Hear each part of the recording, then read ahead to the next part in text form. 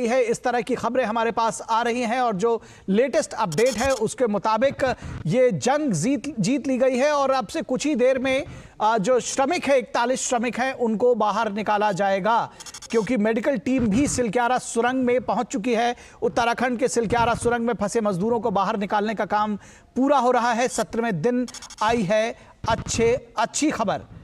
दरअसल पाइप डाल दिया गया है, टनल में पाइप डालने का काम पूरा हो चुका है। जल्दी कुछ बेहतर परिणाम सामने आने की उम्मीद जताई जा रही है। सीएम पुष्कर सिंह धामी ने कहा है कि किसी भी समय सुरंग से बाहर आ सकते हैं 41 श्रमिक। इससे पहले पीएम मोदी ने उत्तराखंड के मुख्यमंत्री पुष्कर सिंह धामी को फिर से फोन कर सुरंग में फंसे श्रमिकों के राहत और बचाव कार्य के संबंध में जानकारी ली थी। साथ ही प्रधानमंत्री ने आगामी रणनीति पर भी चर्चा की। मुख्यमंत्री धामी ने प्रधानमंत्री को बताया था कि अंदर फंसे सभी श्रमिकों का स्वास्थ्य ठीक है और मुख्यमंत्री ने पीएम को यह भी बताया कि फंसे श्रमिकों को निकाले जाने के बाद की भी सभी तैयारियां पूरी हैं। एसडीआरएफ, एनडीआरएफ और मेडिकल टीमें मौके पर तैनात हैं। एम्बुलेंसेज मौके पर तैनात है। डॉक्टर की टीम भी मौके पर मौजूद है। सभी रेस्क्यू टीम व अधिकारियों को 24 घंटे अलर्ट पर रखा गया है। इसके साथ ही साथ मुख्यमंत्री पुष्कर सिंह धामी स्वयं और वीके सिंह कैबिनेट मंत्री वो इस वक्त ग्राउंड जीरो में मौजूद हैं। तो ग्राउंड जीरो पर मौजूद हैं जनरल वीके सिंह जो कि कैबिनेट मंत्री हैं। मुख्यमंत्री पुष्कर सिंह धामी स्वयं इस वक्त ग्राउंड जीरो पर मौजूद है। उत्तराखंड का सारा सरकारी अमला अगर कहा जाए तो ग्राउंड जीरो पर मौजूद है और आज नहीं बल्कि पिछले 16 दिनों में, आज 17वां दिन है इस ऑपरेशन का। जब से ये घटना घटी है उसके बाद से प्राणपण से प्रयास किए गए हैं, जिसको कहते हैं कि कोई भी प्रयास ऐसा नहीं रहा जिसको बाकी किया गया। जो सारे एक्सपर्ट्स थे टनल डिगिंग से लेकर के और दूसरे कार्यों के लिए रेस्क्यू ऑपरेशन में उन सभी को लगाया गया। बार बार अड़चनें भी आई, बार बार बाधाएं भी आई, लेकिन आज इस बाधा को पार कर लिया गया है ऐसा लग रहा है, क्योंकि जो मुख्यमंत्री पुष्कर सिंह धामी का ट्वीट आया है उन्होंने बताया है कि जो पाइप है वो टनल में डाली जा चुकी है। मेडिकल टीमें उन्होंने सुरंग में प्रवेश किया है और इस बात की उम्मीद जताई जा रही है कि किसी भी क्षण मजदूर जो है, जो 41 मजदूर जो पिछले 16 दिनों से वहां फंसे हुए थे, आज 17वां दिन है, उनको किसी भी समय सुरंग से बाहर निकाला जा सकता है। तो किसी भी समय ऑपरेशन जिंदगी की सफल सूचना मिल सकती है और इस बात की उम्मीद जताई जा रही है कि जो जिंदगी की जंग 41 मजदूर लड़ रहे थे और उनके साथ ही सारा देश उनके कुशल क्षेम के लिए प्रार्थना कर रहा था, वो शायद आज सफल साबित हो। अब से तो थोड़ी ही देर में कुछ ही क्षणों में हम आपसे तस्वीरें साझा कर सकेंगे। तो पहले यह कहा गया था कि शाम 5 बजे तक परिणाम आने की उम्मीद है, लेकिन बहुत तेजी से यह काम किया गया। सुबह बताया गया था कि करीब 52 मीटर तक ड्रिल कर ली गई है टनल और केवल 5 मीटर तक की कमी रह गई है, लेकिन उसको ऐसी उम्मीद जताई जा रही थी कि शाम 5 बजे तक काम पूरा होगा, लेकिन बहुत तेजी से इस काम को पूरा किया गया। हमारे संवाददाता ओपी यादव हमारे साथ इस वक्त ग्राउंड जीरो से सिलक्यारा टनल से मौजूद हैं और ज्यादा जानकारी के लिए ओपी क्या जानकारी देंगे?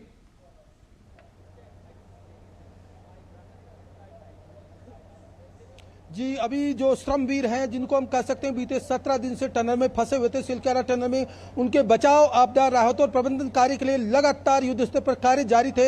हर दिन अलग अलग तरह के ऑब्स्टिकल और हर्डल्स आ रहे थे, लेकिन इन सभी चुनौतियों, इन सभी बाधाओं को पार करते हुए आज हमारी जो इंजीनियरिंग अभियांत्रिकी और श्रमवीरों के साथ जो रेड माइनर्स की टीम है पहुंच चुकी है और जो तकरीबन 58 मीटर तक का जो पाइप को पहुंचाने का काम था पूरा हो चुका है और अब उनसे बातचीत हो रही है और अब वो घड़ी आ गई है जब थोड़ी देर बाद ये श्रमवीर बाहर निकलेंगे और एम्बुलेंस मैन के जरिए इनको चिकित्सालय ले जाया जाएगा।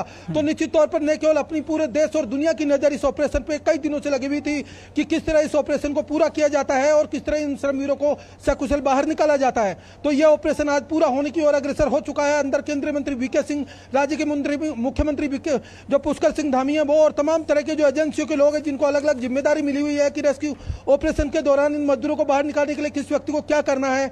एनडीआरएफ, एसडीआरएफ, आपदा मोचन बल, चिकित्सीय टीम और अन्य विशेषज्ञों की टीम है, अंतर्राष्ट्रीय विशेषज्ञ, सभी लोग अपना काम करने के लिए यहाँ अंदर गए हुए हैं।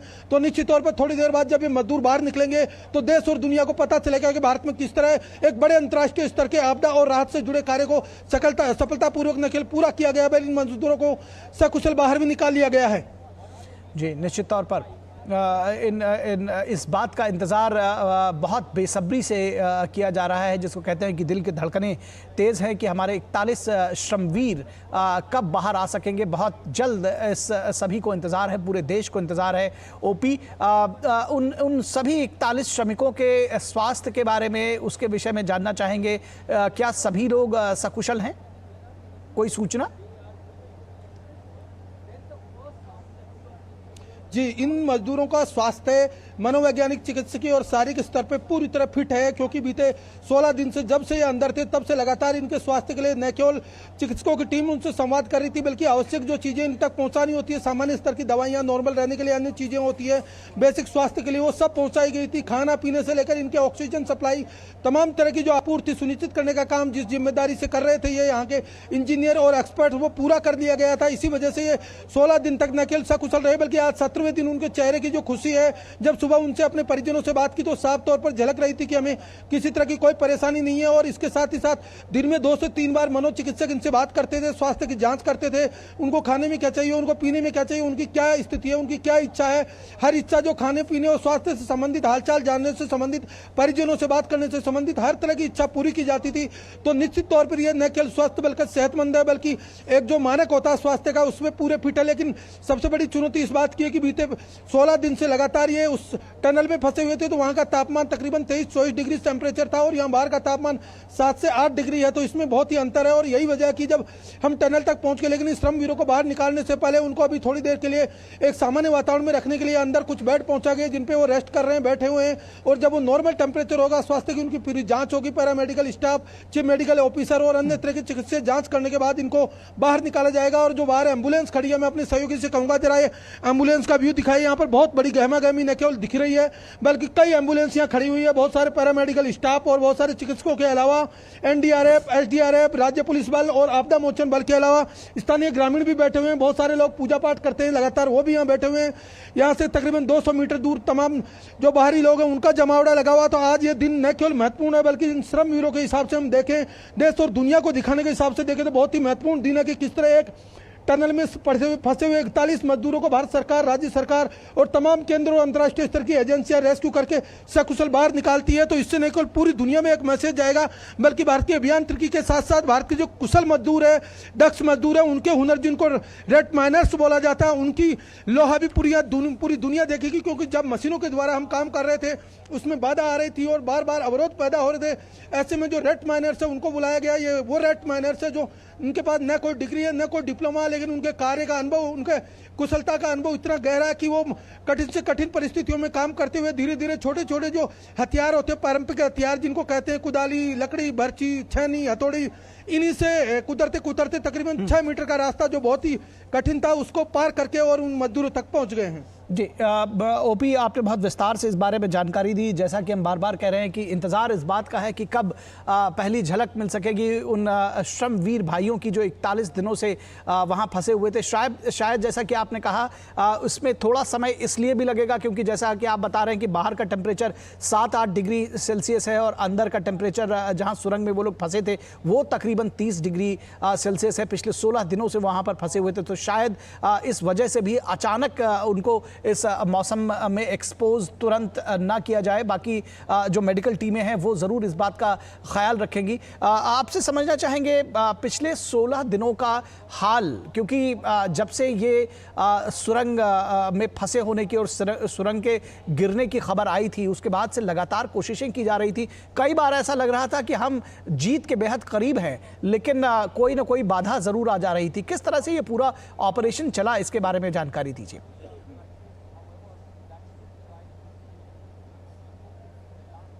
जी, बीते 12 नवंबर को भोर सुबह 5 बजे जब ये मलबा गिरा, तब जो रात की ड्यूटी करने वाले बहुत सारे श्रमवीर अंदर काम कर रहे थे और अचानक वो उस मलबे में पीछे फंस गए और उनका बाहर निकलने का रास्ता बंद हो गया। लेकिन उसी दिन से जैसे ये घटना घटी, नवयुगा कंपनी इस काम को देख रही थी और दूसरी एक कंपनी गाजा कंपनी थी। तो दोनों कंपनियों के कर्मचारियों ने, इंजीनियरों ने अपना जो भी एक्सपर्टीज, अपनी मशीनें, उनके जरिए इनको निकालने की कोशिश की। लेकिन जब उनको लगा कि ये ऑपरेशन थोड़ा बड़ा है, इसमें हम सक्षम नहीं हो पा रहे हैं, तो उन्होंने उसके बाद जो NHIDCL कंपनी भारत सरकार की है, उस कंपनी के इंजीनियर्स को बुलाया, उन्होंने अपनी मशीनें यहाँ भेजी और लगातार काम करते रहे। लेकिन कई तरह के अवरोध इसमें आते रहे। तो फिर 15 तारीख को प्रधानमंत्री नरेंद्र मोदी ने भी यहाँ जो राज्य के मुख्यमंत्री है उससे बात की और उनको आश्वस्त किया कि केंद्र की तरफ से जो भी मदद होगी वो पूरी मदद की जाएगी। बाद में केंद्रीय मंत्री नितिन गडकरी यहाँ पहुंचे, केंद्रीय सड़क परिवहन और राष्ट्रीय राजमार्ग सचिव अनुराग जैन यहाँ पहुंचे और उन्होंने स्थिति का जायजा लिया। और उसके 2 दिन बाद प्रधानमंत्री कार्यालय के अधिकारी मंगेश घिडियाल और पूर्व PMO एडवाइजर भास्कर खुलबे यहाँ पहुंचकर लगातार वो उसी दिन से लेकर आज तक यहाँ डटे हुए हैं। तो निश्चित तौर पर यहाँ केंद्र और राज्य का समन्वित कोऑर्डिनेशन न केवल देखने को मिला, बल्कि अंतर्राष्ट्रीय स्तर की जो मशीनें, एक्सपर्टीज है, जो ऑगर मशीन है, उसको बाहर से लाना था। अंतर्राष्ट्रीय स्तर के विशेषज्ञ जिनको USA से लाना था, लंदन से लाना था, ऑस्ट्रेलिया से लाना था, उनको भारत सरकार ने बुलाया। इसके अलावा जो C-130 हरक्यूलिस विमान है वायुसेना का, उसके जरिए बहुत हैवी उपकरण और साजो सामान की मशीनें उनको यहाँ लाया गया। आंध्र प्रदेश से आई, हैदराबाद से आई, चंडीगढ़ से आई, बहुत अलग अलग जगह से कई मशीनें आई। आज इतनी मशीनें यहाँ हैं जो 2 किलोमीटर का एरिया पूरा रेडियस में मशीनें और उपकरण से पूरा जाल बिछा हुआ है। तो निश्चित तौर पर इनको पूरा करने के लिए केंद्र और राज्य की एजेंसियां न केवल लगातार लगी रही, बल्कि इस ऑपरेशन को पूरा करने के काम भी करती रही। लेकिन सबसे बड़ी चुनौती इसमें यह आई कि जो 70 मीटर का जो मलबा था, उस मलबे में कई तरह के आयरन रोड थे, कई तरह की जो हर्डल्स आ रहे थे, कई तरह के जो कटर थे, गार्डर थे, ऐसी चीजें आने से उनको कटिंग करने में बहुत दिक्कत होती है। और हर बार यही समस्या आती थी कि जब वो ऑगर मशीन जब भी ड्रिलिंग करती थी, उसके कटर में, पाइप में बहुत सारे वो जो आयरन रोड फंस जाते थे और उसको निकालने में फिर 20-20 घंटे का समय लगता था। लेकिन हर बार हमने देखा है कि इंजीनियर्स इसको बाहर निकाल रहे हैं, असेंबल कर रहे हैं, फिर दोबारा से काम कर रहे हैं, फिर बाधा आ रही है। इस तरह यह स्थिति चलती रही और तकरीबन 45 मीटर तक अमेरिकन ऑगर मशीन जो है उसके जरिए रास्ता तय किया गया। लेकिन उसके बाद यह देखा गया कि अभी स्थिति थोड़ी विपरीत है, तो उसके बाद एक कोऑर्डिनेशन बैठक की गई और फिर सतलुज जल विद्युत निगम, टिहरी जल विद्युत निगम, ONGC, सतलुज नवयुगा कंपनी, इसके अलावा जो ट्रांसलेस कंपनी, इसके अलावा गाजा कंपनी, इन सबको अलग अलग मोर्चों पर जिम्मेदारी दी गई। और जो मेरे पीछे जो नजारा मैं दिखाना चाहूंगा अपने सहयोगी से कहूंगा, ये जो सिलक्यारा टनल का रास्ता, यहाँ पर नवयुगा कंपनी ने जो ड्रिलिंग का काम शुरू किया, साथ ही साथ जो ऊपर पहाड़ी है, मैं बताना चाहूंगा, एक बार इसका व्यू दिखाई। इस पहाड़ी पर बॉर्डर रोड ऑर्गेनाइजेशन ने तकरीबन 1150 मीटर का रास्ता बनाया और उस रास्ते से ऊपर सतलुज जल विद्युत निगम कंपनी के कर्मचारियों ने वर्टिकल ड्रिलिंग का काम शुरू किया और अभी तकरीबन 41 मीटर तक ड्रिलिंग उन्होंने कर भी दी थी। इसके साथ ही साथ पैरेलली उन्होंने 8 इंच का एक पाइप 70 मीटर तक अंदर डाल दिया था, जो 87 मीटर तक पहुंचना था, थोड़ा ही नजदीक था। इसके अलावा अपोजिट साइड में ये इसका एंडिंग पॉइंट है टनल का, इसका इनिशियल पॉइंट जो है उसको बरकोट साइड बोलते हैं, जो बरकोट साइड में गाजा कंपनी और इसके साथ साथ जो टिहरी डैम से जुड़े टिहरी जल विद्युत निगम के कर्मचारी हॉरिजॉन्टल ड्रिलिंग कर रहे थे। तो यह कई मोर्चों पे काम हो रहा था, हॉरिजॉन्टल, वर्टिकल, परपेंडिकुलर और मैनुअल, तो तमाम मोर्चों पे काम होते होते। लेकिन ये उम्मीद इसी बात की जा रही थी कि अंत में जो रिजल्ट आने थे वो रिजल्ट सबसे ज्यादा पहुंचे यहाँ हॉरिजॉन्टल ड्रिलिंग के दौरान मैनुअली काम करने से। और बाद में जब ये तय किया गया कि 45 मीटर के बाद हमें मैनुअली काम करना है, क्योंकि बार बार हम मशीन को निकालते हैं, काफी खर्चा होता है और खर्चे से बड़ी चुनौती सबसे ये होती है कि टाइम हमारा ज्यादा बढ़ा जा रहा है। तो इसलिए फिर एक्सपर्टीज ने तय किया कि हमें रेट माइनर्स को बुलाना चाहिए, ऐसे दक्ष मजदूरों को बुलाना चाहिए जो भारतीय कुशल मजदूर होते हैं। आपसे और डिटेल लेंगे। ग्राउंड जीरो पर आप अलग अलग मौजूद हैं पिछले कुछ समय से, पिछले कुछ दिनों से दरअसल आप ग्राउंड जीरो पर मौजूद हैं। आपसे और डिटेल लेंगे। हमारे साथ हमारे कंसल्टिंग एडिटर विनोद मिश्रा भी जुड़े हुए हैं इस पूरी खबर पर बातचीत करने के लिए। विनोद जी, कितनी बड़ी खबर आप इसको इस लिहाज से मानते हैं कि पिछले 16 दिनों से जो प्रयास किए जा रहे थे, आज एक सुखद परिणाम सामने आ रहा है? उम्मीद है कि अब से थोड़ी ही देर में जो मजदूर हैं, 41 हमारे श्रमवीर हैं, उनके दर्शन भी हो सकेंगे, उनको देखा भी जा सकेगा, वो शीघ्र ही बाहर निकलेंगे। लेकिन अगर मैं कहूं कि आपके पूरे सवाल का जवाब एक अभूतपूर्व है। अभूतपूर्व इसलिए कह सकता हूं कि आपने देखा, हम लोग लगभग रोज इस स्टोरी को कर रहे थे और हर दिन इस उम्मीद में थे कि आज ये गुड न्यूज़ आनी है, और ये होता नहीं था। इतनी चुनौतियों के बीच हर दिन के काम में आपको कुछ न कुछ बाधाएं होती थी। जैसा कि ओपी बता रहे थे, मल्टी लेवल पे ये काम हो रहा था, कई स्तर पे ड्रिलिंग हो रही थी और हर जगह एक बाधाएं सामने में आती थी। कहीं बाधाएं कंपन की होती थी, कहीं बाधाएं मलबे गिराने की होती थी। आप सोचिए, ऑगर जैसे मशीनें लाई गई, रातों रात उस मशीन को लाया गया, वहाँ प्लेस किया गया। सारे देश के जो दुनिया के जो सबसे बड़े माइनर हैं वो यहाँ पहुँचे हुए हैं। लेकिन आखिरकार कहते हैं ना कि जिस इंडिया के जुगाड़ पर लोग सवाल उठाते हैं वो जुगाड़ी काम आया है। और राइट माइनर्स जो है अपने जो अलग अलग इलाके में इसका काम करने के लिए सिद्धहस्त हैं, और उनका जो स्किल पावर है वो किस तरह से काम किया है वो आप देखिए कि एक उम्मीद की ही रोशनी नहीं जगी है, बल्कि हमारे स्किल जो कारीगर हैं उन पे भी भरोसा देश को बढ़ा है कि उन लोगों ने इस मुश्किल काम को इतना आसान बनाया है कि आज 41 जिंदगियां बाहर आने के लिए, सामने आने के लिए, लोग स्वागत करने के लिए तैयार हैं, और वो जिंदगियों में भी, उनके परिवारों में भी एक नई उम्मीद जगी है। निखिल जी, विनोद जी, एक और सवाल, पता नहीं ये वक्त सही है ये करने का कि नहीं, लेकिन आप बताएंगे, एक दृढ़ राजनीतिक इच्छा शक्ति इस तरह के ऑपरेशंस को चलाने के लिए और ये टेक लेने के लिए कि वो हमारे श्रमवीर हैं, हमारे भाई हैं और उनकी ज़िंदगी किसी से कमतर नहीं है, वो फंसे नहीं रह सकते। ये कंसर्न है जी। आप इस कंसर्न को आप इस तरह से समझ सकते हैं कि अगर प्राइम मिनिस्टर मोदी का अगर सुबह सुबह हर दिन आप देख रहे थे, इन दिनों उत्तराखंड के चीफ मिनिस्टर पुष्कर सिंह धामी का ट्वीट आता था, और वो हर दिन एक तरह से पीएम उनके जो भी उनका डेवलपमेंट है, वहाँ के रेस्क्यू ऑपरेशन की जो भी प्रगति है, उस सारे प्रगति का पीएम कम से कम सुबह सुबह जायजा लेते थे। चुनाव के इस व्यस्तताओं के बीच में पीएम अपना पहला काम जो है, मुझे लगता है कि वो उसी से शुरू करते थे कि रेस्क्यू ऑपरेशन का प्रोग्रेस क्या है, उस प्रोग्रेस की स्थिति क्या है, दिक्कत क्या है, और उसके बाद जो अपने ऑफिसर्स के बाद समीक्षा करके होते। कल आपने देखा होगा जब हम लोग स्टोरी कर रहे थे इसी आपने उत्तरकाशी के रेस्क्यू ऑपरेशन पे, तो आपने देखा कि पीएमओ से प्रधान सचिव जो पीके मिश्रा है, प्रिंसिपल सेक्रेटरी, वो वहाँ मौजूद हो गए थे। उसके बाद जो होम सेक्रेटरी हैं वो भी वहाँ पे थे, और लगातार आप देख रहे हैं कि जनरल बीके सिंह मंत्री वहाँ पे हैं, और इसके बाद चीफ मिनिस्टर लगभग हर रोज अपने सारी व्यस्तताओं के बीच में एक बार कम से कम रेस्क्यू ऑपरेशन का जायजा लेने वहाँ खुद पहुँचते हैं। तो इस गंभीरता को आप समझ सकते हैं कि जब प्राइम मिनिस्टर मोदी खुद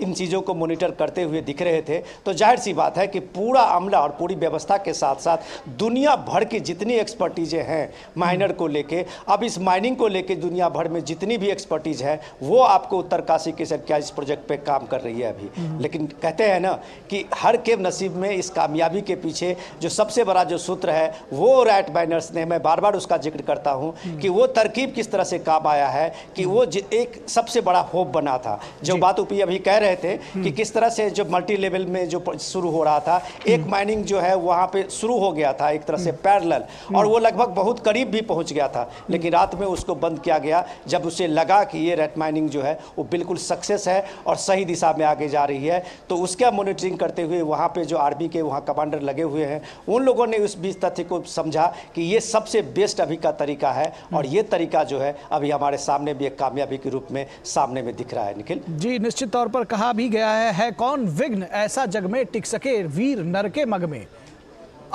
मानव जब जोर लगाता है पत्थर पानी बन जाता है। ओपी यादव लगातार इस खबर को कवर कर रहे हैं पिछले कुछ दिनों से। ओपी, एक तो ताज़ा अपडेट वहाँ से लगातार हमको बताते रहिएगा कि क्या कुछ वहाँ हलचल हो रही है, क्या कुछ चल रहा है, और उसके अलावा आप बाधाओं के विषय में बता रहे थे कि किस तरह से बाधाएं आई पिछले 16 दिनों में इस ऑपरेशन में।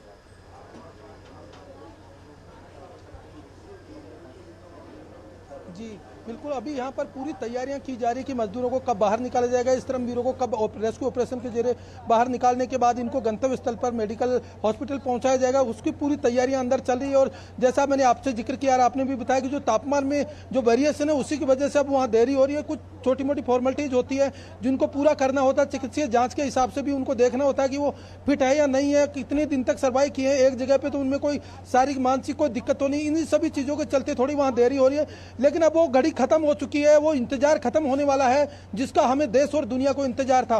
खुशी की लहर देखी जा सकती है क्या? वहाँ पर बहुत सारे लोग हैं, जो हिमालय की लहर देखी जा सकती है क्या? जी, खुशी देखी जा सकती है क्या? उसको महसूस कर पा रहे हैं? पिछले 17 दिनों से ऑपरेशन चल रहा था। सहयोगी से कहूंगा जरा ये टनल का व्यू दिखाइए। यहाँ पे बहुत सारे लोग आप देख सकते हैं, बहुत सारे लोग यहाँ खड़े हुए हैं, बहुत सारी एम्बुलेंस वैन खड़ी है, बहुत सारे लोग सामने वो जो एक अस्थायी मंदिर सा बना हुआ है जहाँ पर पूजा पाठ लगातार करते रहे हैं। अब मैं सहयोगी से कहूँगा जरा वो मंदिर का व्यू दिखाएं। वहाँ पर दिन रात पूजा का काम चलता है। यहाँ केंद्रीय मंत्री वीके सिंह रोज आते हैं तो पूजा करते हैं, जो इंजीनियर्स करते हैं, इसके साथ ही जो अंतर्राष्ट्रीय विशेषज्ञ एंडोल डिस्ट्रिक्ट का है वो है, सभी यहाँ आते हैं। और एक आस्था और विज्ञान का यह महासंगम है। यही वजह की इस ऑपरेशन को पूरा करने में न केवल इन इंजीनियर्स ने अपनी भूमिका निभाई, बल्कि जो स्थानीय ग्रामीण हैं उन्होंने अपनी आस्था के जरिए प्रभु से प्रार्थना भी की कि जल्दी से जल्दी ये श्रमवीर बाहर निकले। आप देखिए पूरा मैं बताना चाहूंगा। ये जो भी आप आगे तक देखेंगे तो यहाँ पे कई लोग खड़े हैं जो जिनमें मेडिकल टीमें भी हैं, एनडीआरएफ की टीम है, एसडीआरएफ की टीम है, बहुत सारे ग्रामीण है जो आगे बैठे हुए हैं, जिनकी आंखें पलक पावड़े बिछाए हुए हैं। उनके सम्मान में इस पहाड़ी के ऊपर भी बहुत सारे ऐसे श्रमवीर और ग्रामीण बैठे हुए हैं जो कई दिनों से इस ऑपरेशन को देख रहे हैं, दुआएं कर रहे हैं और इन लोगों के लिए प्रार्थना कर रहे हैं कि कभी ये बाहर निकलेंगे और ये जो मुसीबत की घड़ी है खत्म होगी। तो निश्चित तौर पर ये नज़ारा बहुत उल्लास और हर्षोल्लास का है, क्योंकि ये जो जगह है ना, ये बोगनाथ देवता की जगह है जहाँ पर भगवान श्री कृष्ण का वास माना जाता है। और यहाँ पर जब भी कोई दिक्कत आती है, आपदा आती है, विपदा आती है, तो भगवान बोगनाथ के स्थानीय लोग पूजा करते हैं और पूजा के बाद उनकी मनोकामना पूरी होती है। तो निश्चित तौर पर यही वजह कि इन लोगों ने लगातार यहाँ पूजा अर्चना की, श्रमवीरों ने अपना काम किया, इंजीनियर्स ने अपना काम किया और स्थानीय ग्रामीणों ने पूजा पाठ करके अपनी भूमिका निभाई। तो एक समन्वित प्रयास ही हम देखते हैं और मैं मान सकता हूं कि समन्वित प्रयास का नतीजा तब और सार्थक हो जाता है जब केंद्र और राज्य की सरकार मिलकर इस ऑपरेशन को अंजाम देने के लिए दिन रात लगी रहती है। प्रधानमंत्री नरेंद्र मोदी चुनावी माहौल है, लगातार चुनावी रैलियों में व्यस्तता के बावजूद समय निकालते हैं और राज्य के मुख्यमंत्री से हर दिन न केवल संवाद करते हैं बल्कि केंद्र की तरफ से जो मदद दी जानी उसमें कोई कमी न रहे इसके लिए बार बार उनको बताते भी रहते हैं। और यही वजह की यहाँ प्रधानमंत्री कार्यालय के अधिकारी बीते 10 दिन से ज्यादा समय से डेरा डाले हुए हैं। साथ ही साथ मुख्यमंत्री धामी यहाँ मौजूद हैं, उन्होंने अस्थायी कैंप कार्यालय यहाँ उत्तरकाशी में बना लिया। यही दूसरा जो केंद्रीय मंत्री वीके सिंह है, सड़क परिवहन राष्ट्रीय राजमार्ग राज्य मंत्री, वो यहाँ बीते 10 दिन से लगातार डेरा जमाए हुए। तो ये हम देख सकते हैं कि किस तरह एक संवेदनशीलता के साथ केंद्र और राज्य का कोऑर्डिनेशन है। मेरी जो अंतर्राष्ट्रीय टनलिंग एक्सपर्ट एर्नोल्ड डिस्क है उनसे बात हुई थी, उन्होंने कहा कि मैं पहली बार अपने जीवन काल में देख रहा हूं कि किसी देश का मुखिया इतना संवेदनशील होके जो मजदूर होते हैं, श्रमवीर होते हैं, उनके लिए चिंता कर रहे हैं और राज्य स्तरीय जो एजेंसियां उनको लगा रखा है। और केंद्र राज्य का कोऑर्डिनेशन मैंने अपने जीवन काल में ऐसा नहीं देखा जो यहाँ पर इस टनल में कोऑर्डिनेशन देखा है। तो उन्होंने कहा कि ये ऑपरेशन निश्चित तौर पर पूरा होगा क्योंकि यहाँ पर केंद्र और राज्य की एजेंसियां न केवल एक जिम्मेदारी निभा रही है बल्कि मनोभाव से, अपनी ईमानदारी से, पूरी निष्ठा से, तत्परता से काम करने में जुटी हुई है। और यही वजह है कि ऑपरेशन बेशक दिन 17 लगे लेकिन पूरा होने की ओर अग्रसर रहा। और अब थोड़ी देर के बाद वो श्रमवीर जो हैं जिनका देश और दुनिया को इंतजार है वो सबके सामने होंगे और ये जो मोबाइल एम्बुलेंस वैन है इनके जरिए चिकित्सालय भेजे जाएंगे। तो मैं आपको बताना चाहूंगा कि इस तरह के जो ऑपरेशंस होते हैं न केवल चुनौती भरे होते हैं बल्कि इनसे निपटने के लिए बहुत संवेदनशीलता और सजगता का ध्यान रखा जाता है। क्योंकि जब भी ड्रिलिंग होती है, अभी जब ड्रिलिंग हो रही थी ऑगर मशीन है तो ये 1570 हॉर्स पावर की मशीन थी और जब ये मशीन चलती थी तो इसमें कंपन होता था और कंपन की स्थिति में हमेशा डर बना रहता था कि कहीं मलबा फिर से न धस जाए। इसके अलावा जब ये मशीन चलती थी इसमें पॉल्यूशन की भी संभावना रहती थी क्योंकि ये डीजल संचालित मशीन थी। तो इस तरह इस ऑपरेशन को पूरा करने में हर मोर्चे पर न केवल ध्यान देना पड़ता था बल्कि छोटी छोटी चीजों को आगे बढ़ने के लिए संवेदनशीलता के साथ, अहमियत के साथ ध्यान देकर आगे बढ़ना होता था। यही वजह है कि जब इसमें कई तरह का आयरन कटर्स, रोड, पाइप और ऑब्स्टिकल हेडर आते थे उनको काटने के लिए इंजीनियर्स ने अपनी एक्सपर्टीज दिखाते थे बल्कि धीरे धीरे आगे बढ़ते हुए इस ऑपरेशन को पूरा करने की ओर बढ़ते थे। और यही वजह है कि जब ऑगर मशीन थी इसके जरिए जब हम 45 मीटर तक पहुंच गए थे उसके बाद ये उम्मीदें हमारी पूरी हो गई थी कि हम बहुत जल्दी मजदूरों तक पहुंचेंगे। लेकिन सबसे बड़ी चुनौती यह थी कि जब मशीन चलती है तो उसमें बार बार कटर फंस जाता है, उसमें टाइम टेकिंग लग रहा था। और दूसरी चुनौती यह थी कि मशीन चलने से कंपन की स्थिति होती थी तो उस कंपन की स्थिति के चलते ये बड़ी दुर्भावना और दुर्घटना घटने की संभावना बनी रहती थी कि कहीं मलबा फिर से न गिर जाए और जो ऑपरेशन पूरा किया जा रहा है उसमें कहीं बाधा न बन जाए। और यही वजह है कि जब लास्ट में तय हुआ कि जो रेड माइनस की टीम है उनको बुलाए और मैनुअल ड्रिलिंग की जाए और इन मजदूरों को मैनुअली बाहर निकाला जाए क्योंकि जो भारत के इंजीनियर्स है उनको भी ये विश्वास है कि जो भारत के जो कुशल श्रमिक है जिनके पास डिग्री और कागजात नहीं होते लेकिन वो जो अनुभव उनका होता है वो डिग्रियों पे भी भारी पड़ जाता है। और यही वजह है कि जब मशीनों ने काम करना बंद कर दिया या मशीनों से अड़चन आना शुरू हो गई तब ये श्रमवीर अपने हाथों में लोहे, कुदाली, थाली और जो इन तरह की जो चीजें होती है छोटी छोटी जो बर्छी, छेनी, हथौड़ी, इनसे जाके अंदर काम किया और लगातार एक छोटे से 1200 mm का पाइप, बहुत ही छोटा पाइप होता है जिसके अंदर 2-2, 3-3 व्यक्ति अंदर जा रहे हैं और धीरे धीरे काम को अंजाम दे रहे हैं जहां पर सांस लेना भी बहुत मुश्किल होता है। लेकिन उन्होंने ऑक्सीजन के जो सिलेंडर छोटे छोटे लगा के अंदर गए और लेट कर कभी काम कर रहे हैं, कभी घूम घूम के काम कर रहे हैं। लाइट की व्यवस्था नहीं है लेकिन उन्होंने अपने सिर पे हेलमेट पे स्मॉल लाइट लगा रखी, उसी लाइट के जरिए टारगेट को फोकस करके छेनी से बार बार वार कर रहे हैं। और ये वार वो वार होता था जब हर बार हम मजदूरों की ओर पहुंच रहे हैं और जो अंदर मजदूर फंसे हुए थे उनको भी उम्मीद थी कि हर हथौड़े और छेनी की जब मार पड़ती थी तो उनको विश्वास था कि हमारे लिए जो काम किया जा रहा है बहुत नजदीक हम पहुंच रहे हैं। और यही वजह है कि जब ये मजदूर लोग पहुंचने वाले थे उससे पहले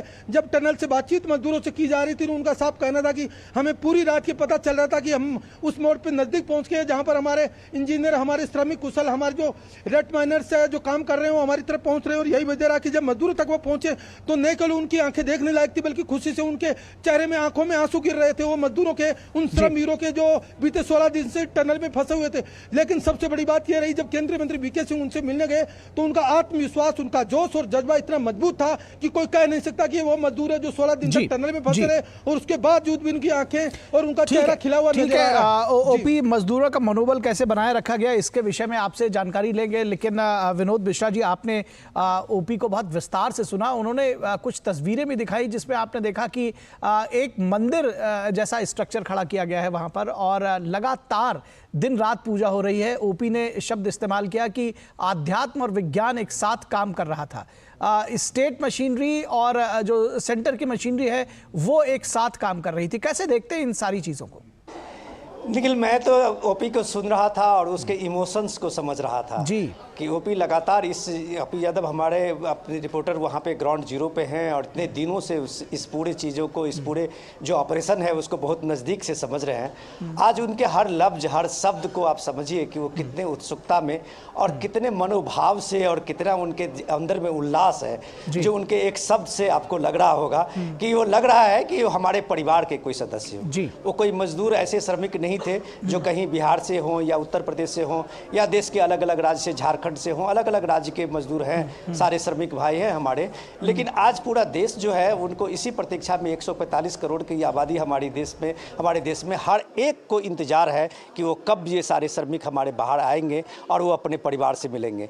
तो मैं ओपी को बहुत ध्यान से सुन रहा था कि ओपी जो बता रहे थे उसमें उनकी जो मनोभाव और उनकी जो उल्लास और उनकी जो प्रसन्नता है वो कैसे उनके शब्दों में झलक रही थी। कि डेफिनेटली आपने सही कहा कि इसमें विज्ञान और अध्यात्म सबका, और सबसे बड़ी बात है कि सबकी जो एक वो सामाजिक भागीदारी है। आप वहाँ देखिए, केदारनाथ के पुजारी से लेके हो या वहाँ श्रमिक से लेके हो, अधिकारी से लेके हो, पुलिस से लेके हो, मेडिकल टीमें से लेके हो, सब वहाँ लगातार इस 16 दिन से मौजूद है। डॉक्टरों की भी टीम है जो एक साइकोलॉजिकली उनके मनोबल को बढ़ाने के लिए लगातार कोशिश करती रही है। 16-17 दिन एक गुफा में कैद रहना आसान काम नहीं होता। एक आसान उसके बात को समझा जा सकता है कि चाहे वो कितने भी ट्रेंड लोग हों, कभी ना कभी उनका मनोबल डाउन होगा। सबसे बड़ी चुनौती थी उनके बीच में पानी पहुंचाना, उनके साथ में खाने पीने के करना। आप सोचिए कि 12 दिन के बाद ऐसा संभव हुआ जब हम एक सॉलिड फूड के रूप में उनको इस सुरंग बना के, उनको एक ड्रिल करके उसके बीच में खाना डाल के, जब से खिचड़ी पहला दिन 12 दिन के बाद उनको एक खिचड़ी नसीब हुआ था।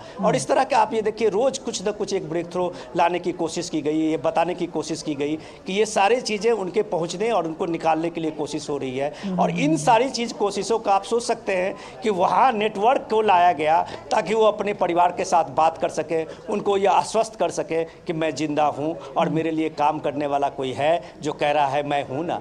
और ये मैं हूँ ना का जब आप आश्वस्त करते हैं किसी को, तो कोई भी आदमी चाहे किसी भी संकट में हो उसका एक मनोबल बना रहता है। और ये मैं हूँ ना कहने वाला प्रधानमंत्री से लेके, मुख्यमंत्री से लेके, कैबिनेट रैंक के मिनिस्टर से लेके और वहाँ के जो लोकल लोग थे सारे बाहर में खड़े थे। आप लोगों की भीड़ देखिए, और हर आदमी उन मजदूरों से, उन श्रमिकों से कह रहा है मैं हूं ना। तो ये जो चिंता करने की बात में आप जब इतने समाज शामिल होता है तो जाहिर सी बात है 16 दिन क्या, लोग कई दिन तक अपने मनोबल को बना के रख सकते हैं। दरअसल मैं हिंदुस्तान का वो रंग भी आपसे समझना चाह रहा था जिसमें मैंने आपको बताया, जो आप भी कह रहे हैं कि लगातार जो ग्रामीण हैं वो 24 घंटे वहाँ डटे हुए हैं, उसके साथ में मंदिर में पूजा अर्चना की जा रही है। जो इंजीनियर्स हैं, वो जो कैबिनेट मंत्री हैं, वो जो पहुँच रहे हैं वो भी मत्था टेक रहे हैं, भगवान से मनौती मांग रहे हैं और उसके बाद काम में जुट जाते हैं। किस तरह से देखते हैं इसको? निखिल, वो जो मीडिया में खबरें आ रही है कि वहाँ पे एक छोटा सा मंदिर था जिसको वहाँ माइनिंग करते समय में उसको तोड़ दिया गया था। तो वहाँ लोकल स्थानीय जो ग्रामीण थे वो काफ़ी नाराज़ थे। जो ओपी बता रहे थे वो बाद में फिर से उसको शिफ्ट किया गया, वहाँ बनाया गया और उसके बाद लगातार पूजा हो रही है। तो ये बात लोगों के मन में कहीं से था कि ये अंदेशा जो है, ये दुर्घटना जो हुई है उसके पीछे कहीं ये रहा हो। ये शायद ये सब चीज़ें लोकल में ये बात चल रही थी और लोकल लोग ये बता रहे थे कि शायद ये नाराज़गी है। प्रकृति की एक नाराजगी है, वहाँ के जो कुदरती लोगों का अपना एक व्यवहार और अपनी जो एक रिवाज है, परंपरा है, संस्कृति है, वो शायद उनको लग रहा था कि ये शायद उसका आपने कभी कोई ये किया है, एक तरह से इनक्रॉच किया है, तो जाहिर सी बात है कि उनके मन में था। लेकिन वो लोग फिर उसी श्रद्धा भाव से एक छोटा सा मंदिर वहाँ फिर बना के पुनर्स्थापित करके पूजा पाठ का वो सिलसिला जारी करके उस अभियान में शामिल हुए थे। वो कोई नाराजगी उनकी नहीं थी, सब अपनी नाराजगी को भूल गए थे। दरअसल वही मैं कह रहा हूं कि 24 घंटे जो ग्रामीण रहे वो भी वहां मौजूद रहे। ओपी इस बात की जानकारी दे रहे हैं कि वो जो भी मदद उनसे बन पा रही थी वो कर रहे थे। बिल्कुल यही चीज़ मैं तो सिर्फ ओपी को सुन रहा था, और ओपी जिस भावना से मैं कह रहा था कि जिस भावुक क्षण का वो बयान कर रहे थे, लग रहा था कि अभी अभी सारे मजदूर उनके आसपास में बिल्कुल अभी खड़े होने वाले हैं। अभी मैं जैसे देख रहा था टेलीविजन पे और जैसे खबर आ रही थी कि अभी सारी तैयारियां पूरी हो चुकी है। बात बार ओपी सही कह रहे थे, एक टेम्परेचर को मेंटेन करना भी एक बहुत ज़रूरी है। काफ़ी दिन से वो मजदूर वहाँ पे थे और बाहर काफ़ी सर्दी का मौसम है, तो इसके हिसाब से डॉक्टर की टीम वहाँ 41 एम्बुलेंस भेजे गए हैं और सब को शायद एम्बुलेंस से बाहर निकाला जाएगा। उनके बाद स्थिति की मॉनिटरिंग होगी। एम्स तक में उनके लिए सीट रिजर्व रखी गई है कि अगर किसी तरह की हालत हो तो फिर उनको एम्बुलेंस से फिर यहाँ लाया जाएगा। तो इस तरह के सारे मेडिकल फैसिलिटीज देने की, उनकी हर सुविधा देने की, जो परिवार के साथ भी सारे लोग हैं उनके साथ उनको तुरंत उसी के साथ में उनके साथ में अटैच किया जाएगा। तो एक तरह से आप सोच सकते हैं कि आधे एक घंटे में ये स्थिति बनेगी कि मजदूर जितने भी हमारे श्रमिक हैं वो सब अपने अपने परिवार के बीच में होंगे। जी जी जी निश्चित तौर पर। ओपी अब बात जब रेस्क्यू ऑपरेशन की हो रही है तो एक बड़ा हिस्सा इसका जो 16 दिनों तक एक बड़ा लंबा अरसा होता है, इसमें मजदूरों के फंसे रहने की है। किस तरह से उनका मनोबल बनाए रखा गया? बहुत सारे वैज्ञानिक तरीके सीधे तौर पर कहा जाए वो अपनाए गए, या कहें कि मनोविज्ञान का भी इसमें खेल रहा। किस तरह से उनको ढांढस बंधाया गया, क्योंकि मजदूरों का मनोबल बनाए रखना एक बड़ी चुनौती थी।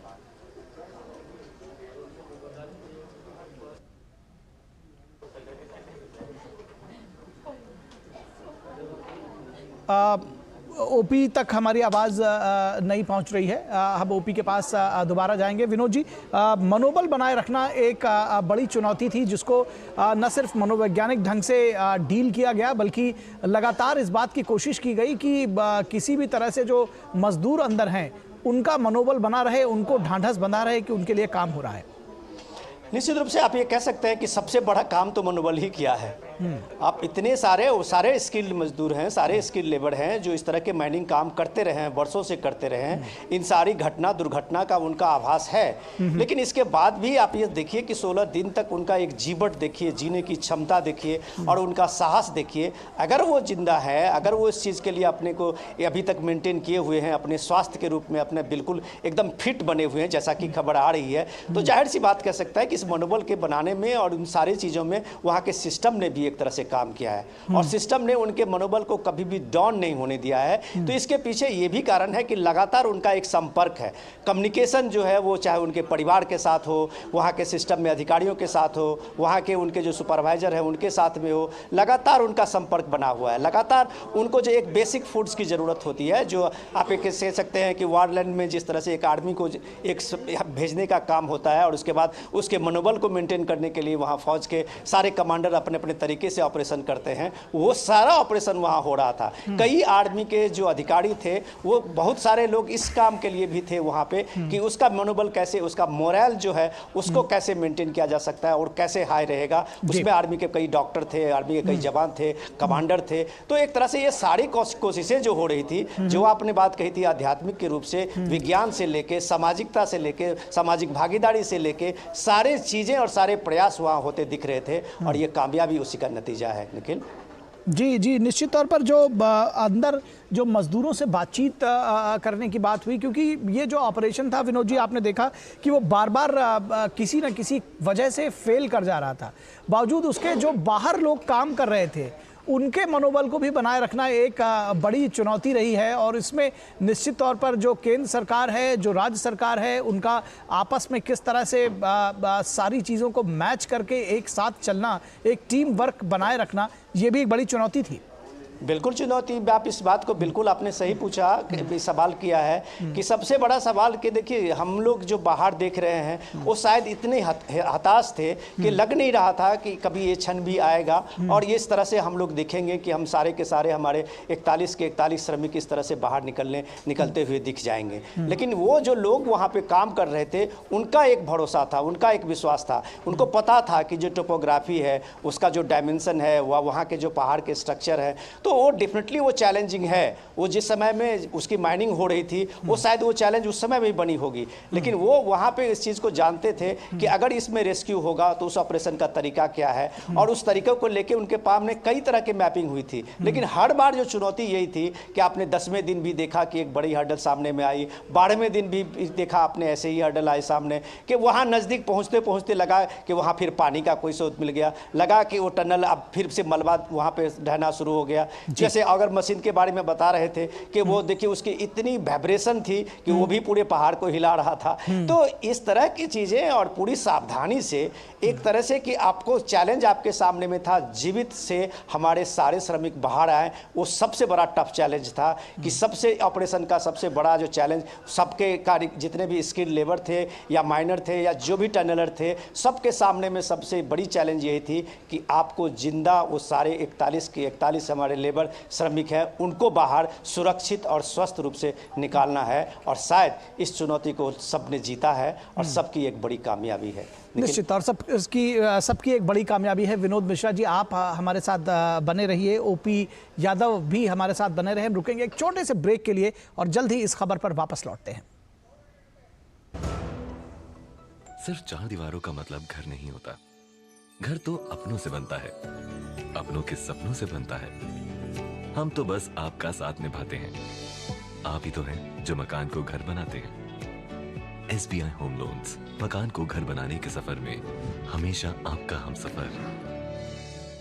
तुम्हें पता है इन्वेस्टर्स के लिए एक इन्वेस्टर प्रोटेक्शन फंड होता है IPF, लेकिन अगर तुम्हारा ट्रेड एक्सचेंज पर एग्जीक्यूट नहीं हुआ या फिर कोई गारंटीड रिटर्न्स वाली स्कीम है तो ये IPF आपकी मदद नहीं कर सकता है।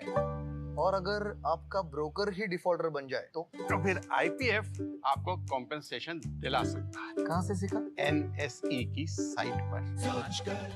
समझ कर इन्वेस्ट कर।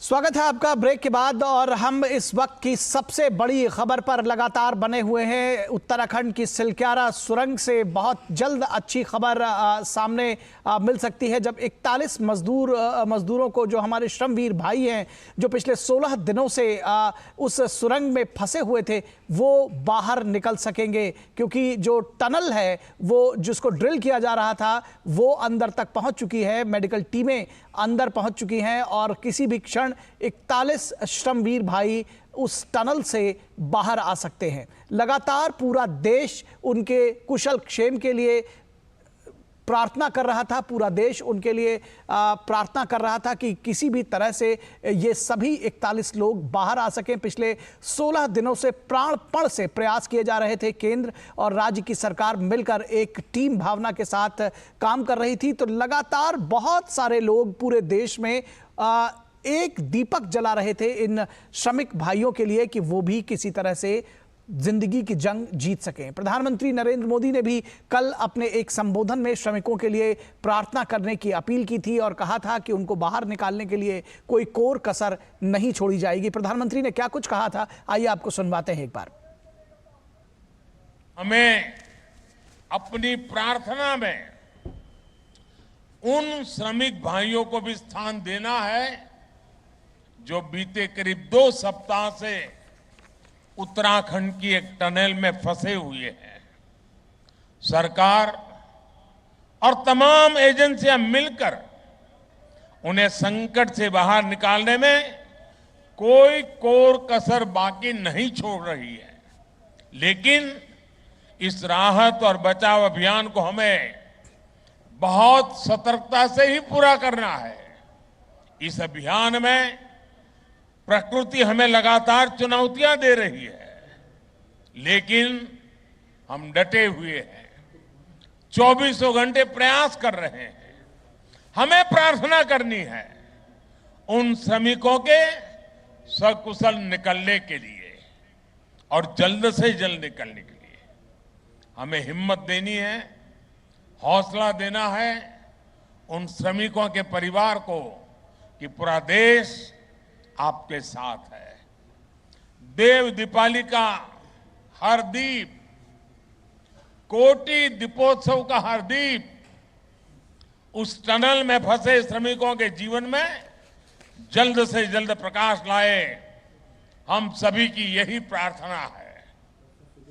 तो सभी की यही प्रार्थना थी, प्रधानमंत्री भी यही प्रार्थना कर रहे थे, पूरा देश यही प्रार्थना कर रहा था और वो प्रार्थना सफल होती हुई नजर आ रही है। और कुछ ही क्षणों में वो 41 श्रमवीर भाई उस सुरंग से, सिलक्यारा टनल से बाहर आ सकेंगे। इस पूरी खबर पर बातचीत करने के लिए हमारे साथ हमारे कंसल्टिंग एडिटर विनोद मिश्रा जुड़े हुए हैं इस वक्त में, और इस ग्राउंड जीरो से हमारे साथ ओपी यादव भी हमारे संवाददाता जुड़े हुए हैं, उनसे भी बात करेंगे। लेकिन विनोद जी, आपसे समझना चाहेंगे, जिस तरह का एक जिजीविषा जिसको कहते हैं, जिस तरह का एक संघर्ष का जज्बा न सिर्फ जो वहां टीमें मौजूद थी उन्होंने दिखाया, बल्कि उनको गाइड करने वाले लोग यानी कि जो सरकारें थी, चाहे वो केंद्र की सरकार रही हो और चाहे राज्य की सरकार रही हो, उन्होंने भी दिखाया। वो भी इसके लिए काबिले तारीफ रहेंगे जो उनका काम रहा है वो। निखिल, अभी आपने अभी दोहा पढ़ा था, मानव जब जोड़ लगाता है, तो ये मानव जब जोड़ लगाता है पत्थर पानी बन जाता है। तो वो आपने अभी तक मुहावरे में सुना होगा या लोकोक्ति में ही बात रही होगी, लेकिन आज जब ये देखते हैं वहाँ पे पहाड़ चीड़ कर 41 जिंदगी को बाहर लाने का, तो लगता है कि सचमुच में मानव जब जोड़ लगाता है तो शायद कुछ भी हो सकता है। कुछ भी दुनिया में असंभव नहीं है जब मानव अपनी पूरी ताकत, अपनी जोर से उस चीज़ों को सामने में ला के वो असंभव को संभव नहीं कर सकता है। यही तो इंसान की खूबी है। और यही इंसान की खूबी में जब आज हम लोग बात कर रहे हैं, और वो जो रैट माइनर हैं और वो जिस तरह से माइनिंग करके दुनिया को एक चमत्कार दिखाया है, जहां अगर मशीनें काम नहीं कर पाई, वो सक्सेस, उनको कामयाबी नहीं मिल पाई, वहाँ हमारे जो कुशल श्रमिक हैं वो किस तरह से काम किया है। तो ये भी आप कह सकते हैं कि ये भारत की प्राचीन जो परंपरा और उसकी संस्कृति में जो हमारे स्किल्ड लेबर हैं, जो आप कह सकते हैं कि हमारे विश्वकर्मा हैं, उनकी थाती को अगर प्राइम मिनिस्टर ने आज याद किया है और उस स्किल को भी समझने की कोशिश किया है और देश के लोग समझ रहे हैं, तो उसका जीता जाता उदाहरण आपको इस उत्तरकाशी के रेस्क्यू ऑपरेशन में देख सकते हैं कि हमारे स्किल की भी अपनी उतनी ही महत्व है, उतनी ही जितनी कि किसी इंजीनियरिंग और जितनी अभी टेक्नोलॉजिकल मशीनों के आने से हुई है। तो वो हमको एक साथ मिलाना होगा, और इसमें जब आपने साथ मिलाया है, ठीक है, मशीन ने वहाँ पे काम किया है, मशीन ने सारे रोबोट भी उतारे गए हैं, DRDO के सारे जो वैज्ञानिक के अभी तक जो लेटेस्ट रहे हैं रोबोट सब, वो वहाँ पे लाए गए हैं, वो वहाँ पे काम कर रहे थे, मैपिंग कर रहे थे, चीज़ों को समझ रहे थे। लेकिन उसमें काम करने में जब आपने इस लोकल स्किल को लगाया है तो डेफिनेटली वो चीज़ें आपके कामयाब होती हुई दिखी है। अब हो सकता है आधे एक घंटे में सारे श्रमिक हमारे बाहर होंगे, लेकिन आपने बिल्कुल सही कहा है कि जब देश का एक स्वर मिलता है और जब देश के एक भावना मिलती है, तो जाहिर सी बात है कितने भी मुश्किल हो, कितना भी मुश्किल सा पहाड़ खड़ा हुआ हो, लेकिन उसको आसान बनाया जा सकता है। वो इस 16-17 दिन के जो रेस्क्यू है उसमें हम लोगों ने देखा है। निखिल, निश्चित तौर पर 16-17 दिन के रेस्क्यू में हमने ये देखा है। और जो श्रमिकों के परिवार जन हैं वो क्या कुछ कह रहे हैं, आइए पहले उनको सुन लेते हैं। हो रहा है वो तो अभी तो बता रहा है कि ठीक है, लेकिन हम लोग को तो दिखाई नहीं दे रहा है ना ठीक है कि बुरा है, क्या पता। घर जाने के बाद होगा ना स्वागत। आज तो खुशी है, तो निकालने के बाद तो फिर और खुशी होगा, फिर अस्पताल से घर साथ में जाएंगे। वो तो आगे का प्रोसेस देखा जाएगा, पहले निकल जाए, उसके बाद डॉक्टर का जो ट्रीटमेंट है वो होने के बाद ही पता चलेगा ना फिर आगे का क्या प्रोसेस है। पर किसी तरह का कोई परेशानी नहीं था, बातचीत हुई थी, तबियत तो सब ठीक था। हम लोग को बोला ठीक है, कोई नहीं, हम लोग धैर्य बनाए हुए हैं, आप लोग भी सही से रहिए, बस यही बातचीत हुई थी लास्ट। तो जो श्रमिकों के परिवारजन हैं वो भावुक भी हैं और जिसको कहते हैं कि दिल की धड़कनें बढ़ी हुई हैं, सभी की, हम सभी की बढ़ी हुई हैं। दरअसल विनोद जी, हम सब इस बात का इंतज़ार कर रहे हैं कि कब वो क्षण आएगा जब हम उन श्रमवीर भाइयों के दर्शन कर सकेंगे, कब वो हमें दिखेंगे और कब वो उससे बाहर आ सकेंगे। हालांकि जिसको कहते हैं कि रेस्टलेस होने की शायद ज़रूरत नहीं है, क्योंकि अभी ओपी यादव ने साफ तौर पर बताया था कि जो वहाँ का टेम्परेचर है वो उससे जो डिफरेंस है उसको भी मेंटेन करने की ज़रूरत है। मेडिकल टीमें वहाँ अंदर मौजूद हैं। ओपी यादव भी हमारे साथ जुड़े हुए हैं। मैं चाहूँगा कि एक बार उनसे भी अगर संपर्क हो। तो ओपी यादव, आप अगर हमें सुन पा रहे हो तो हम जानना चाहेंगे वहाँ अभी ग्राउंड ज़ीरो की क्या सिचुएशन है, कितना वक्त लगना है, क्या अभी कुछ मालूम चल सका है और कितने समय में हम उम्मीद करें। हालांकि ये तुरंत ये कह पाना बहुत मुश्किल होगा आपके लिए, लेकिन फिर भी अगर आपको कुछ अभी ताज़ा अपडेट, कोई जानकारी मिल सकी हो तो हमारे साथ शेयर करें।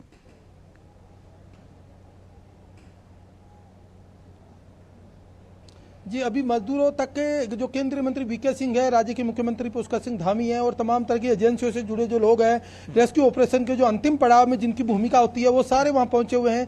लेकिन सबसे बड़ी चुनौती जो यही थी कि वो इतने दिन से अंदर इस टनल में रहे, तो बाहर के तापमान उनके लिए थोड़ा संवेदनशीलता रखेगा या नहीं रखेगा। इसी के मद्देनजर उनको एक बेसिक तौर पर रेस्ट करने के लिए, बाहर के वातावरण में आराम करने के लिए एक बेड लगाकर उनको कई जगह अलग अलग जगह लिटाया गया ताकि वो थोड़ा रेस्ट करें और फिर इस टेम्परेचर को जब वो सहन शक्ति उनमें आएगी आधे घंटे 1 घंटे बाद, उसके बाद उनको रेस्क्यू ऑपरेशन में बाहर लाने का काम किया जाएगा।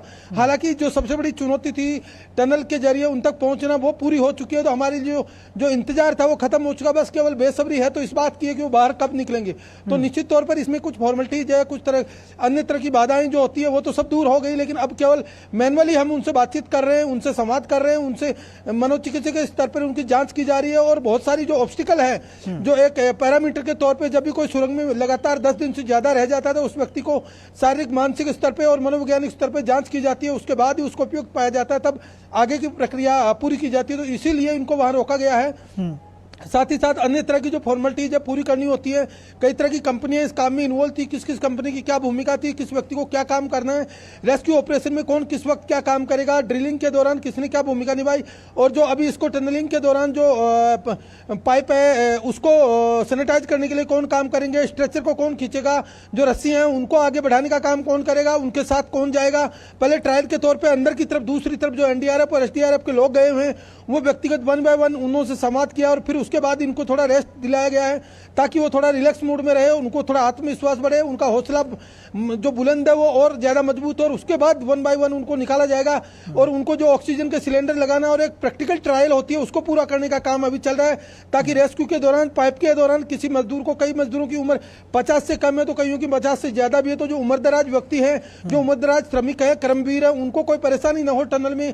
इसलिए बहुत सारी चीजों को ध्यान में रखते हुए उनकी जो मानसिक स्थिति और जो शारीरिक कमजोरी कई लोगों में हो जाती है, उन सबको ध्यान में रखकर इस ऑपरेशन को पूरा करने के दौरान भी बहुत संवेदनशीलता रखी जाएगी कि कहीं कोई व्यक्ति किसी तरह की चिंता और किसी तरह के अवसाद से न गुजरे। तो इस पूरी प्रक्रिया को करने में थोड़ा समय लगेगा, लेकिन अब वो घड़ियां बहुत नजदीक आ गई है जब ये सभी श्रमवीर बाहर निकलेंगे और इनको इन एम्बुलेंस के जरिए चिकित्सालय ले जाया जाएगा। जी, निश्चित तौर पर वो 16 दिन कैसे उन्होंने गुजारे होंगे इस बात को निश्चित तौर पर समझा जा सकता है ओपी यादव।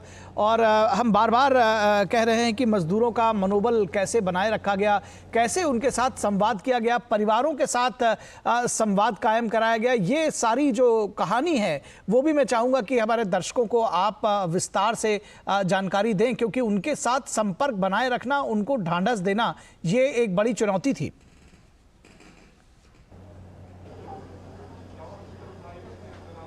जी बिल्कुल, आपने बहुत सही कहा। जब ये 12 नवंबर को घटना घटी, उसके दूसरे ही दिन जब इस स्थिति को देखते हुए उनके परिजनों से संवाद करने की जो कंपनियां और इससे इंजीनियरिंग से जुड़े जो अधिकारी थे, कर्मचारी थे, उन्होंने तय किया कि हमें सबसे पहले जो श्रमवीर अंदर फंसे हुए उनकी लिस्ट तैयार करनी है और कौन किस गांव का, किस जिले का रहने वाला, उनके परिजनों तक संवाद करना है। तो सभी के परिजनों को सूचित किया गया कि ऐसे टनल में हादसा हुआ है, लेकिन घबराने की कोई बात नहीं है, क्योंकि मीडिया में कई बार की खबरें ऐसी आएगी जिससे आपको अचानक ये टेंशन होगी, चिंता बढ़ेगी कि हमारा व्यक्ति कहाँ है, क्या स्थिति में है।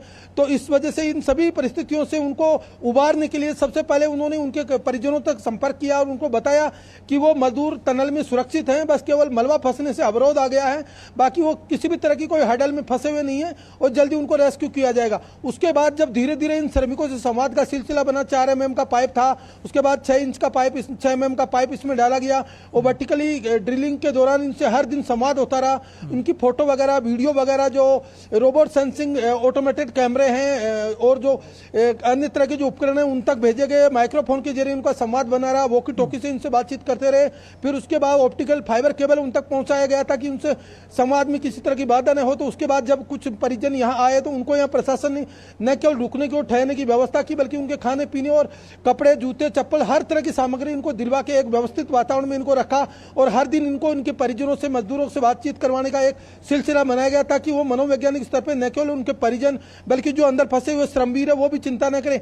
तो सुबह, दोपहर और शाम को एक निश्चित टाइम के दौरान सबको बातचीत करवाई जाती थी, लेकिन उसके बाद भी कोई व्यक्ति अगर एक्स्ट्रा बात करना चाह रहा है, किसी मजदूर को अपने परिजन से बात करनी है या परिजन को किसी मजदूर से बात करनी है, तो भी प्रशासन द्वारा पूरी मदद की गई। और यही वजह है कि बाद में जब ऐसा लगा कि अब हमें मनोचिकित्सकों को भी तैनात करना चाहिए तो यहाँ पर एक अस्थायी चिकित्सालय बना दिया गया और उसी चिकित्सालय की टीम यहाँ दिन रात डेरा जमाई थी और उन मजदूरों से लगातार दिन में 2 से 3 बार संवाद करती थी और हर व्यक्ति की परिस्थिति, हर व्यक्ति की उम्र, हर व्यक्ति का खान पान, उसकी पहले कोई बीमारी तो नहीं है, वो किस बैकग्राउंड से आता है, किस तरह की परिस्थितियों में पहले रहा हुआ है, कोई उसको शारीरिक मानसिक विकार तो नहीं है, इन सबको ध्यान में रखकर उनको न केवल मनोबल बढ़ाया गया बल्कि उनका आत्मविश्वास और मजबूत किया गया। लेकिन इसमें सबसे बड़ी पॉजिटिविटी ये देखी गई, जो मजदूर टनल में फंसे हुए थे उनने इस तरह का जोश, जज्बा और जुनून था कि वो जब टनल में फंसने के बाद भी जब उनसे बातचीत की गई तो उनका कहना था कि हमें किसी तरह की कोई चिंता नहीं है, हम इस तरह के कामों में काम करने के अभ्यस्त है। अक्सर ऐसी स्थितियां आ जाती है, ये थोड़ी बड़ी बाधा थी, इससे छोटी छोटी बाधाएं हमने कई बार देखी है,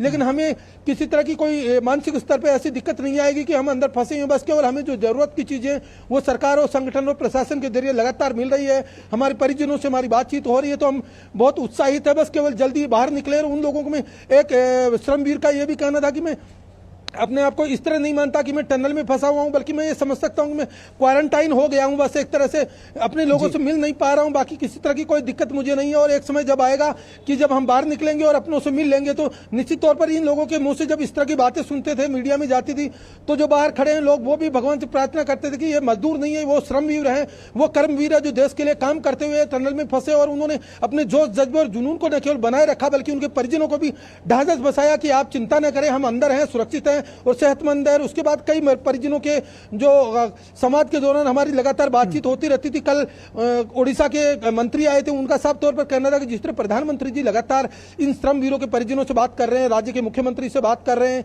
और अन्य तरह की जो जानकारी ले रहे हैं, तो इससे निश्चित तौर पर हमें पूरा आशातीत रहना चाहिए कि प्रधानमंत्री जिस काम को अपने निगाह में लेते हैं वो काम न केवल जल्दी पूरा होता है बल्कि वो दिन रात इस पर लगे रहते हैं कि कैसे जल्दी से जल्दी इस रेस्क्यू ऑपरेशन को पूरा किया जाए। इसमें राष्ट्रीय, अंतर्राष्ट्रीय तकनीकी स्तर की तकनीक और जो अन्य तरह की जरूरतें पूरी करने की वो भी उन्होंने पहुंचाई। तो जिस तरह से यहाँ पे जो एक वातावरण बना, एक मैकेनिज्म बना, एक कोऑर्डिनेशन कमेटी बनी, उससे उम्मीद सबको थी कि हम ये रेस्क्यू ऑपरेशन बहुत समय पर पूरा करेंगे। बस थोड़ा सा देरी लग रही है, लेकिन अंधेर इसमें कहीं नहीं होगा और वो जो श्रमवीर अंदर फंसे हुए सकुशल निकल बाहर आएंगे, बल्कि इस ऑपरेशन को एक देश और दुनिया के लिए एक मिसाल के तौर पर देखा जाएगा कि भारत में इस तरह शानदार ऑपरेशन बेहतर तरीके से कोऑर्डिनेशन से किए जाते हैं। जी, निश्चित तौर पर आने वाले वक्त में भी इस पूरे ऑपरेशन को याद रखा जाएगा। ओपी, थोड़ी सी तकनीकी चीजें समझना चाहेंगे। क्या अंदर जहां मजदूर फंसे हुए थे कितनी जगह थी वहां पर और क्या किस तरह की उनकी दिनचर्या रहती थी, क्योंकि आपने बताया कि जिस तरह से लगातार उनसे बात हो रही थी, तो क्या कुछ वो अंदर कर रहे थे, क्या किस तरह का माहौल था, इस बारे में भी कुछ जानकारी अगर आपके पास हो तो आप बताइए, क्योंकि आपने बहुत सारे एक्सपीरियंसेस शेयर किए हैं अब तक।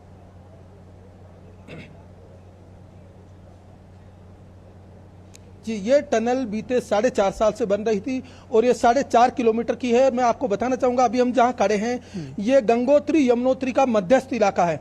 यहाँ पर पर्यटकों की बहुत आवाजाही रहती है और यहाँ पर दिसंबर से लेकर जनवरी के माह में बर्फबारी हो जाती है और ये रास्ता पूरा ब्लॉक हो जाता है। और ये जो टनल है इसको इसलिए बनाया गया क्योंकि जो रास्ता है तकरीबन 25 किलोमीटर का है पहाड़ी के ऊपर से और उसमें 2 से 2.5 घंटे का वक्त लग जाता है। और जो लोग श्रद्धालु देश और दुनिया से आते, गंगोत्री से यमुनोत्री जाते हैं, तो उनको जाने में बहुत टाइम लगता है। इस टाइम के अलावा दिसंबर से जनवरी के दौरान इनको सबसे बड़ी चुनौती का सामना करना पड़ता है कि गंगोत्री और यमुनोत्री के लोगों का संपर्क कट जाता है और बर्फबारी की वजह से यहाँ तकरीबन 15 मीटर ऊंची दीवारें बन जाती है और रास्ता बिल्कुल ब्लॉक हो जाता है। इसी बात को ध्यान में रखते हुए भारत सरकार ने यह निर्णय लिया। प्रधानमंत्री नरेंद्र मोदी जब भी इधर उत्तरकाशी और इधर उत्तराखंड के दौरे पे आते तब बार बार कहते कि श्रद्धालुओं के लिए जो रास्ते बनाने हैं, जो मार्ग प्रशस्त करने, उनको न केवल बेहतर बनाया जाएगा बल्कि सुगम रास्ते बनाकर उनकी आस्था और प्रतीक जो देवता है उन तक पहुंचने पहुंचने की हर संभव प्रयास कराने में मदद की जाएगी। और उसी क्रम में यह राष्ट्रीय राजमार्ग 134 यहाँ बनाया गया था, लेकिन सबसे बड़ी चुनौती सर्दियों के दिनों में आती थी, जब यहाँ पर बर्फबारी हो जाती थी और रास्ता ब्लॉक हो जाता था। और इसी के मद्देनजर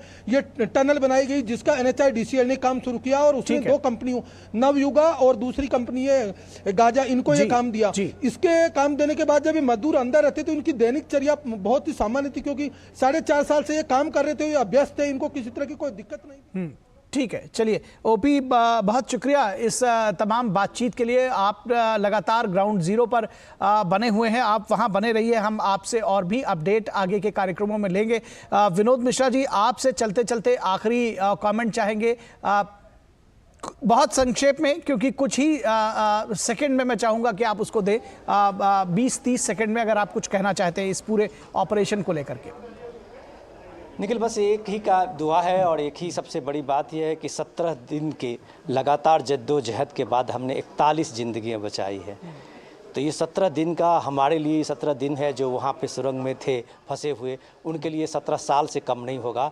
लेकिन ये 17 दिन का जो जंग उन्होंने जीता है, उनको भी सलाम। और उनके साथ साथ जो काम करने वाले लोग हैं, उनके कारीगर हों, चाहे वो माइनर में लगे हुए लोग हों, चाहे वो टनलर हों जो विदेशों से आए हुए हैं, ये सबको आप कह सकते हैं कि एक तरह से कि भारत सबका शुक्रगुजार होगा इस मौके पे कि 41 जिंदगियां अपनी नई जिंदगी जीने के लिए बाहर आ रही है। जी, निश्चित तौर पर। विनोद मिश्रा जी, बहुत शुक्रिया इस तमाम बातचीत के लिए। और ओपी यादव जो ग्राउंड जीरो से जुड़े हुए थे और पिछले कई दिनों से लगातार वहां से रिपोर्ट कर रहे हैं, उनका भी शुक्रिया। और जिस तरह से रामधारी सिंह दिनकर ने लिखा है, उनको एक बार कोट करके इस कार्यक्रम को बंद करेंगे कि है कौन विघ्न ऐसा जग में, टिक सके वीर नर के मग में, खम ठोक ठेलता है जब नर, पर्वत के जाते पांव उखड़। तो सचमुच पर्वत के पांव उखाड़ दिए हैं हमारे जो टीमें थी, जो श्रमवीर हैं, वो 41 श्रमवीर बहुत जल्द बाहर आ सकेंगे। फिलहाल इस वक्त में बस इतना ही। हमारी पूरी टीम को दीजिए इजाजत। नमस्कार।